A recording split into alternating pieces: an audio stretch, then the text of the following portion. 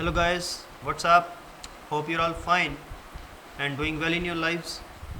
So guys, a very important topic today, and this video will be in English, and the topic is very good and beneficial for everybody. Okay? And the title is like this. The title is who can qualify IAS, IPS, IFS exams, right? So interesting topic, who can qualify, right? Not everybody can qualify, and it is also not so that nobody can qualify. Of course, there is a set of people who can qualify this exam. Okay, so we will identify those set of people who can qualify this exam. So here we go, we start. Now guys, the thing is, everybody in India, every aspirant and the parents and relatives of the aspirant want that their child, whether male or female, they dream whether he can become an IAS and an IPS officer, IFS officer. But it's a dream.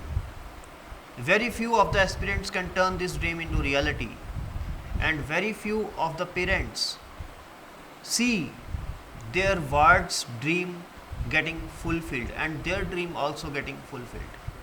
So we will identify today what are the certain things, certain qualities in a person, and certain approaches we need in life, certain strategies what parents need to do, what aspirants need to do, what we need to do in school, what we need to do in college, what we need to do in university, what we need to inculcate in ourselves from the childhood to become an IAS and IPS officer in India. So we start. So guys, the thing is, first of all we will have to get to the roots of the IAS exam and identify it. What type of an exam is it? It is purely an intellectual type of an exam. Okay, so in this exam your intellectual ability is going to be tested. So what is an intellectual ability?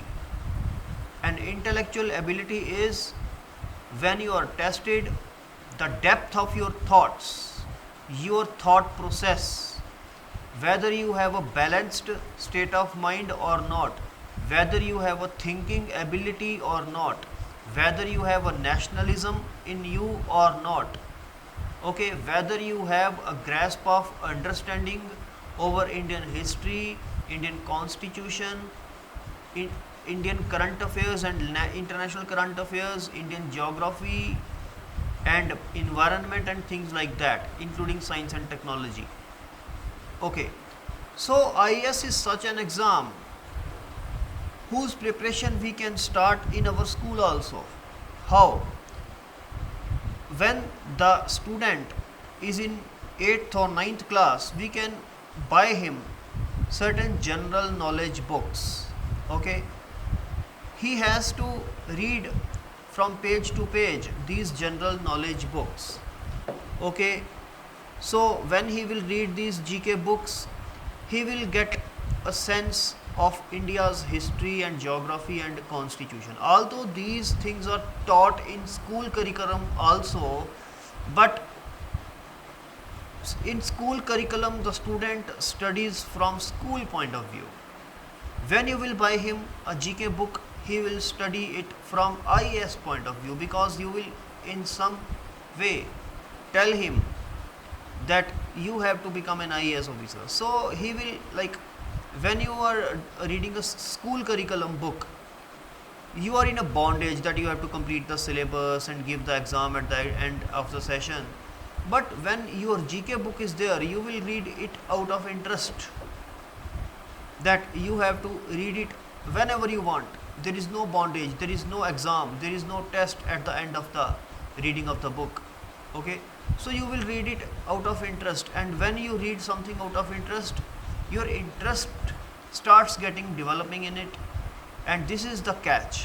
Okay, the parents have to start developing an interest of the student in general knowledge starting from class 8th, 9th, 10th, 11th and 12th. For 5-6 years student can read GK books, okay, and by the time he will pass 12th, he will already have a good understanding from school also and from GK books also about the geography, history and constitution and environment of India, and science and technology also. Now, when the student passes the 12th exam, this is the appropriate time to get set go and start preparing for civil services exam seriously. Certain students start preparing it in the 11th class only, but more seriously you can do it after 12th, not later than 12th class. I repeat, not later than the passing of the 12th class, because if you will wait for graduation to be completed, it will be too late, because other students and other competition will get pass you, they will overtake you, okay. So you have to start preparing after you pass 12th class, whether you have passed 12th in medical, non-medical, arts, commerce, hardly matters, but you have to start preparing it after your 12th class. This is very important point, okay.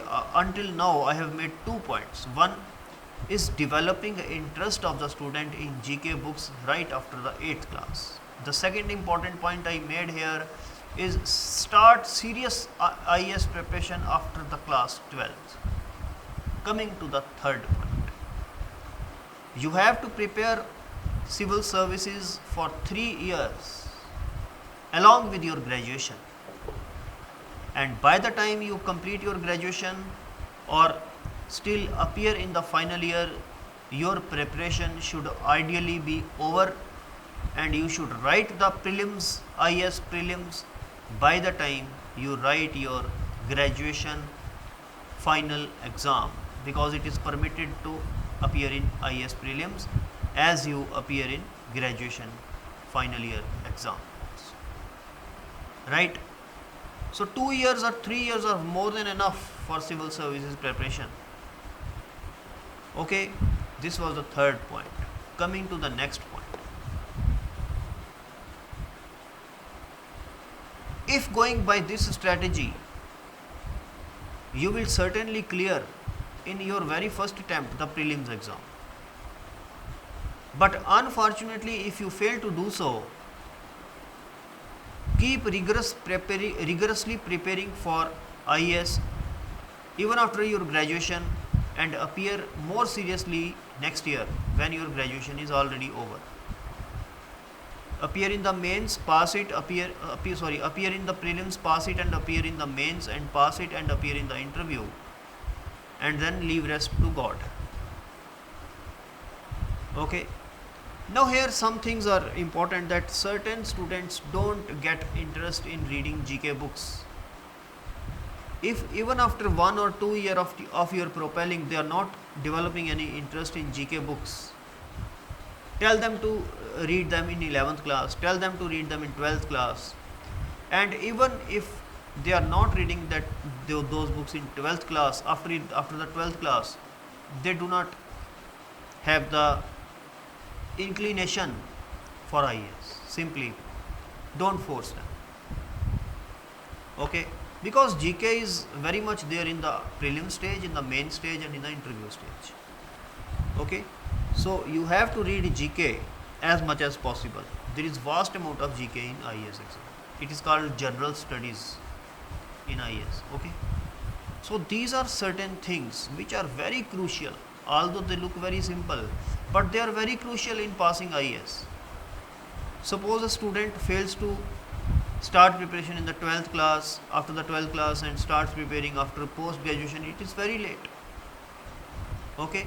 So points I made are very important. One more short note I want to make here is, it hardly matters whether the student is average in the 8th 9th class, or very intelligent, or poor in the 8th 9th class. If he or she develops interest in reading GK books, he can crack IAS, even if the student is poor in academic record. Even then he can qualify IAS, because a lot of students have qualified IAS despite their failing in certain classes in school and college.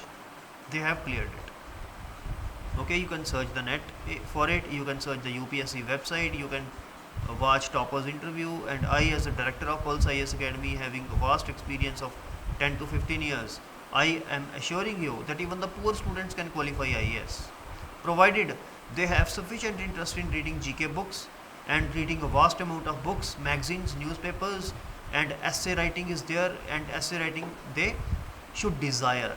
Okay, they should have such a mind that they should write a good essay here. Okay, so these are the certain things which are desired of an IAS aspirant. Hope you will like this video. Thanks for watching.